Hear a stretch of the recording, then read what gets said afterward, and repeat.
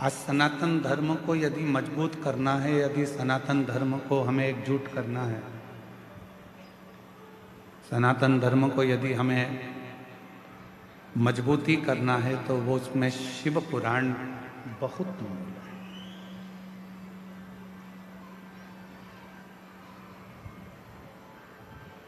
भगवान शंकर की कथा बहुत मूल है और उस कथा की मूलता है आपने मन को परमात्मा में लगाना।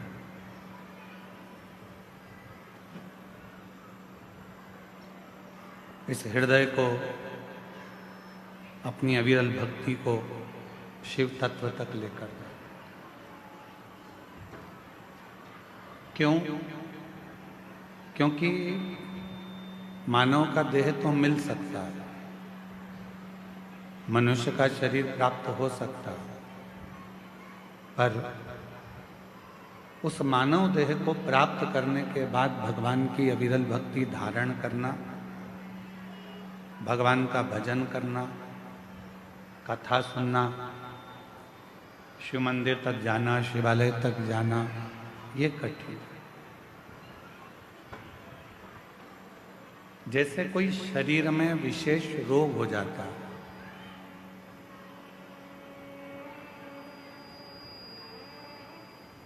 और शरीर में अगर कोई रोग हो गया तो सबसे पहले जरूरी है कि अपने गांव का प्राथमिक चिकित्सा केंद्र जो है, अपने गांव का जो प्राथमिक चिकित्सालय है, हॉस्पिटल है, उस हॉस्पिटल में जाकर अपने शरीर की जांच करें।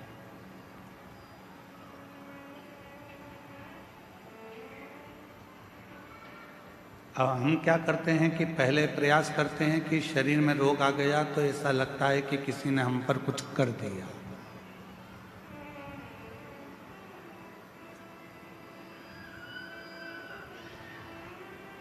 थोड़ा सा शरीर में कष्ट आया तो हमको लगता है, आपको लगता है कि हमारे ऊपर किसी ने कोई विद्या कर दी। पर शिवपुराण इसको नहीं मानता। शिवपुराण तो कहता है कि हमारे पूर्व जन्म का कोई कर्म ऐसा होता है जिस कर्म का भोग आप उस कर्म के भोग को भोगते हैं।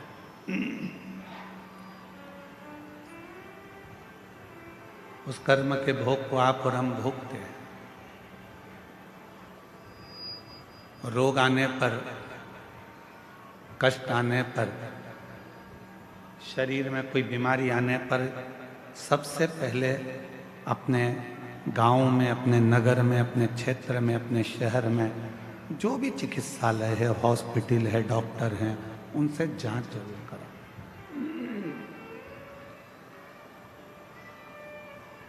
और उसके बाद जब हमारे शरीर का रोग ठीक ना हो, तब किसी बड़े हॉस्पिटल में जाकर इस शरीर की जांच कराओ, दवाइयाँ लो, गोलियाँ लो, जांचें कराओ। साथ में ये सब कराते कराते फिर साथ भगवान शिव जी को फिर एक लोटा जल चढ़ाना प्रारंभ। क्यों? दवा के साथ में दुआ की बहुत जरूरत पड़ती है।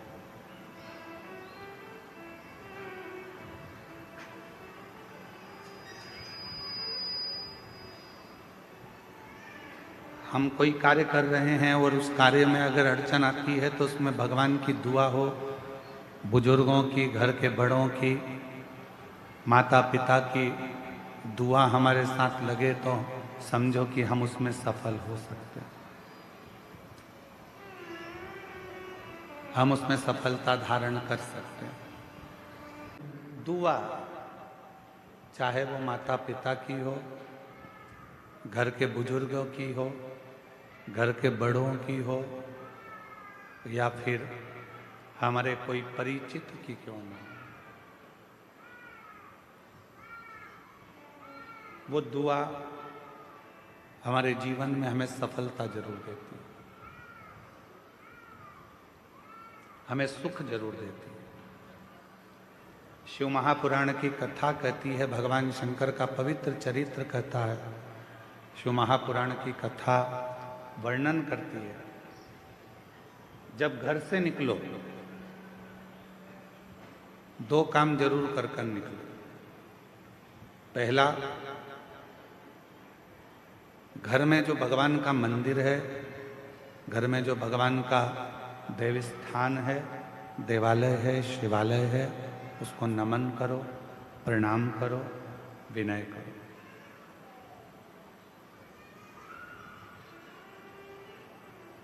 दूसरा, घर से निकलते समय अपने घर का जो बुजुर्ग हैं, अपने घर के जो बड़े हैं, उनको नमन करो, उनको प्रणाम करो।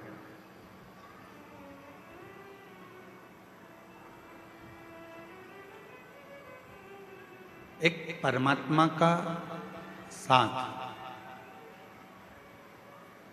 और दूसरा घर के बुजुर्गों का आशीर्वाद जब हमारे साथ चलता है तो निश्चित है उसका फल हमको मिलता जरूर है। कहीं विघ्न में हम पड़ रहे हैं, कहीं विघ्न में हम घिर गए हों, पड़ गए हों, तो उस विघ्न से निकलने के लिए घर के बुजुर्गों का आशीर्वाद और महादेव की कृपा, ये दोनों ही हमारे लिए श्रेष्ठता देते हैं। दोनों।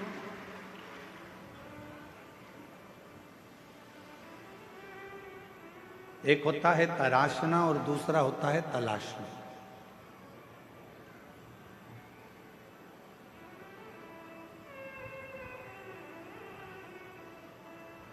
एक है तराशना और दूसरा है तलाशना। हम तलाशते रहते हैं, ये वो सब ढूंढते रहते हैं। और तराशने में क्या करते हैं कि हम कुछ ना कुछ बनाने का प्रयास करते हैं, कुछ निर्माण करने का प्रयास करते हैं, कुछ अच्छा करने का प्रयास करते हैं।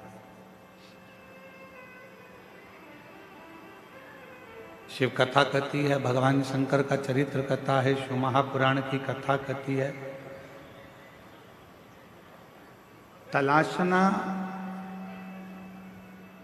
संसार में आकर हर व्यक्ति जो इस मृत्यु लोक में जन्म लेता है, पृथ्वी पर जन्म लेता है, वो कुछ ना कुछ तलाशता ही रहता है।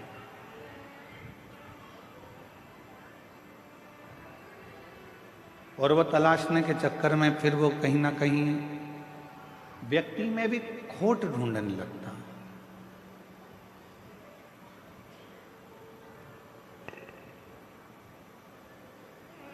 व्यक्ति में भी बुराइयां ढूंढने लगता है। क्यों? क्योंकि वो तलाश रहा है। यदि वो तलाशता नहीं और तराशने का काम करता, खुद को संवारने का, खुद को सुधारने का, खुद को श्रेष्ठ बनाने का कार्य करता, तो दुनिया में फिर कोई उसको बुरा नजर ही नहीं आता। सब श्रेष्ठ दिखते और वो अपनी जिंदगी को भी श्रेष्ठ बना बैठता, वो अपने जीवन को भी श्रेष्ठ बना बैठता। जिसने खुद को तराशा, जिसने स्वयं को श्रेष्ठ बनाने का प्रयास किया है, अपने आप को सुधारने का प्रयास किया है, वो जिंदगी में बहुत आगे बढ़ा।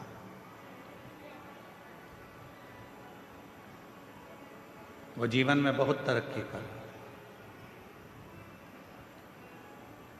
क्या करा? एक सुंदर फल कुबेर जी महाराज ने भगवान शिव जी को भेंट किया। बड़ा सुंदर फल था और वो फल कुबेर जी ने भगवान शंकर को भेंट करा। तो मां पार्वती जी ने उस फल को देखा तो फल बड़ा सुंदर, बहुत सुंदर।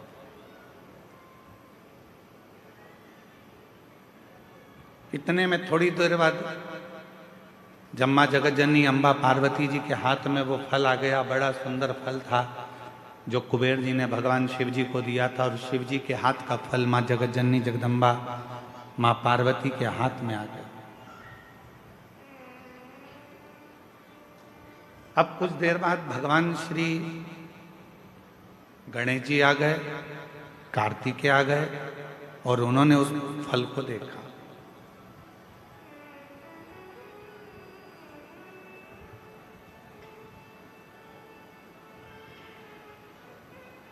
अब इतना सुंदर फल था कि कार्तिकेय जी भी देखकर उसकी ओर थकित रह गए और भगवान श्री गणेश जी महाराज भी उसको देखकर थकित रहे।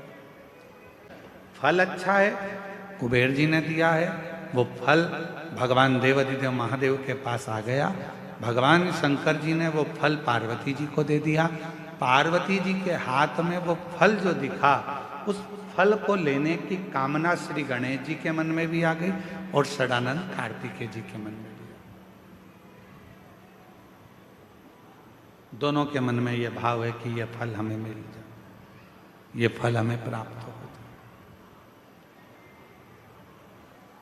जो कार्तिकेय बाबा ने देखा और कार्तिकेय जी देखकर बोले कि इतना सुंदर फल है माँ, ये फल आप मुझे दे दीजिए, बड़ा सुंदर फल है, ये फल मुझे मिल जाए। थोड़ी देर बाद गणेश जी आए तो गणेश जी ने भी कह दिया कि ये फल मुझे मिल जाए। उसी समय भगवान शिव का ध्यान गया और भगवान शंकर ने उसी पल कह दिया, जो पृथ्वी की परिक्रमा पहले कर कर आएगा, जो पृथ्वी की परिक्रमा पहले कर कर आएगा, ये फल उसी को दिया जाए। पर फल की लड़ाई थी। षडानंद कार्तिकेय जी भी परिक्रमा करने गए और भगवान श्री गणेश जी भी परिक्रमा करने गए। एक चूहे पर बैठ गए। गला पकड़ रहा है बेटा माई। एक चूहे पर बैठ गए और एक मोर पर बैठ गए और दोनों परिक्रमा करने के लिए चल दिए।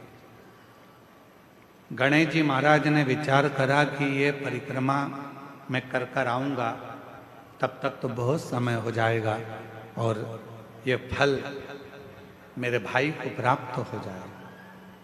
क्यों ना एक काम करूं, माता पिता की परिक्रमा लगा लेता हूं, उन्हीं के आसपास घूम लेता हूं, तो उसका जो फल है वो मुझे मिल जाए। गणेश जी ने माता पिता की परिक्रमा करी। गणेश जी माता पिता की परिक्रमा कर कर फल को प्राप्त कर लिए तो षडानंद कार्तिकेय जी महाराज लौट कर आए। उन्होंने देखा कि गणेश जी तो प्रथम गिनती में आ गए, माता पिता की परिक्रमा कर कर उनको फल भी मिल गया, पर मुझे तो कुछ प्राप्त ही नहीं।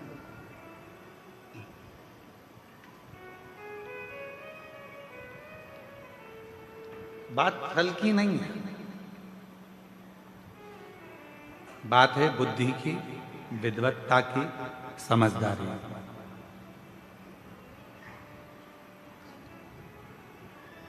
दुनिया का ऐसा कोई फल नहीं है जो आपको नहीं मिल सकता। दुनिया का ऐसा कोई काम नहीं है जो पूरा नहीं हो सकता।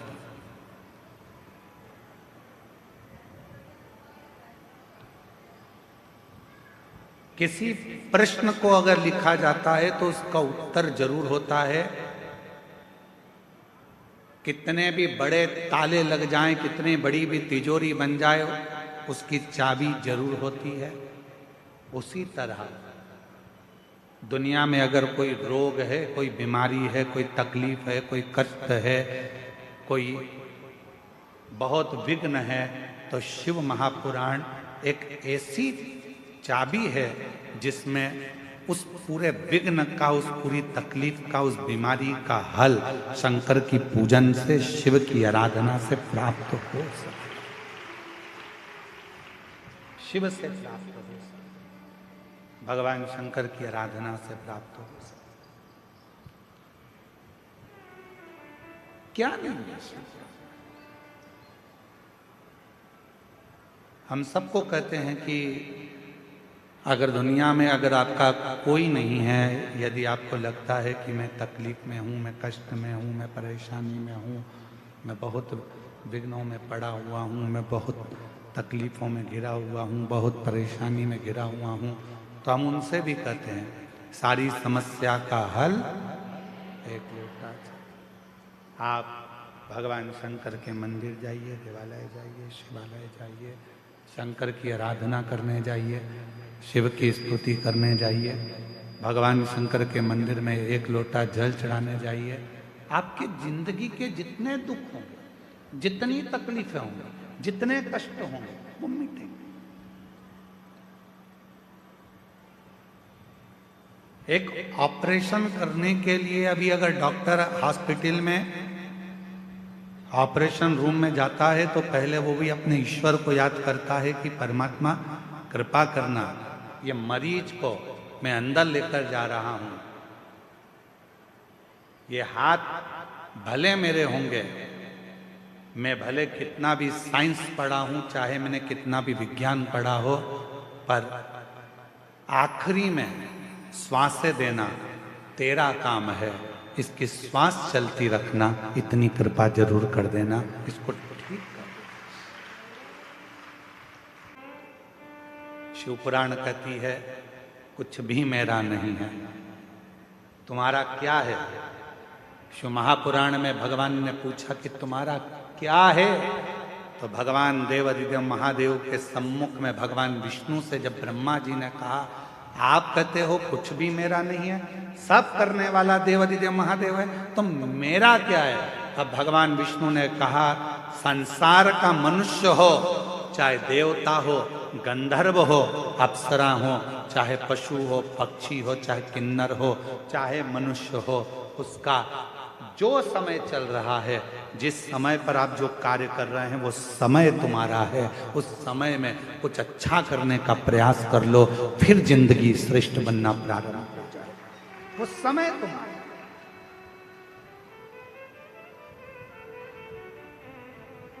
अब वो समय ही हमने छोड़ दिया तो हमारा जीवन तो बेकार।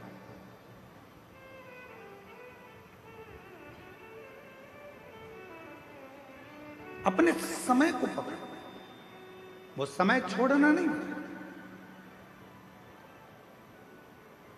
उस समय को पकड़कर भगवत भजन में जब मन को लगाओगे, शिव की आराधना करोगे, भगवान शंकर को एक लोटा जल चढ़ाओगे, शिव महापुराण की कथा का रसपान करोगे, तो वो समय तुम्हारे अनुकूल सुख प्रदान करेगा। तुम्हारे एक छोटा सा मोड़, एक छोटा सा टर्न जिंदगी में आता है। ऐसा कोई व्यक्ति नहीं है जिसके जीवन में मोड़ नहीं आया, ऐसा कोई व्यक्ति जन्मा नहीं संसार में जिसकी जिंदगी में कोई टर्न नहीं आया। आता है, बचपन पूरा निकलने के बाद भी एक मोड़ आता है, जवानी पूरी निकलने के बाद भी एक मोड़ आता है, अधेड़ी पूरी निकलने के बाद भी एक मोड़ आता है, और जिंदगी में कई मोड़ ऐसे आते हैं जो हमारे जीवन को श्रेष्ठ बनाने का प्रयास करते हैं, हमारे जीवन को अच्छा बनाने का प्रयास करते हैं। पर उस समय पर हमारे जीवन में हमें चाहिए कि उस समय पर हम परमात्मा को कैसे भजें, उस समय पर परमात्मा का कैसे स्मरण करें। शिव कथा कर रही है, भगवान शंकर का चरित्र कर रहा। ब्रह्मा जी ने कहा मैं देखूं क्या ये सृष्टि की रचना शिव कर रहे हैं। शिव कौन है? भगवान शंकर को पहचानने के लिए भगवान ब्रह्मदेव ने और भगवान विष्णु ने एक पर्वत को घुमाना प्रारंभ करा। शिव महापुराण की कथा कहती है कि पर्वत को घुमाने की जरूरत नहीं है, भगवान शंकर को पहचानने के लिए, भगवान शंकर को जानने के लिए केवल अपना मन, अपना चित्त, अपनी बुद्धि, अपना हृदय थोड़ा सा टर्न लीजिए, थोड़ा घुमा लीजिए। जब जिंदगी में बहुत कष्ट हो, तकलीफ हो, दुख हो, तो थोड़ा सा मुड़ जाओ भगवान शंकर की भक्ति की ओर, तो जीवन अपने आप श्रेष्ठ होता चले जाए। थोड़ा सा परमात्मा की ओर मुड़ने का प्रयास करो। जिस समय पर हम परमात्मा की ओर मुड़ेंगे, हमारे सारे मार्ग अपने आप सुलझते चले जाएंगे, हमारे मार्ग अपने आप आप क्लीन होते चले जाए। हम मुड़े शिव की ओर मुड़े।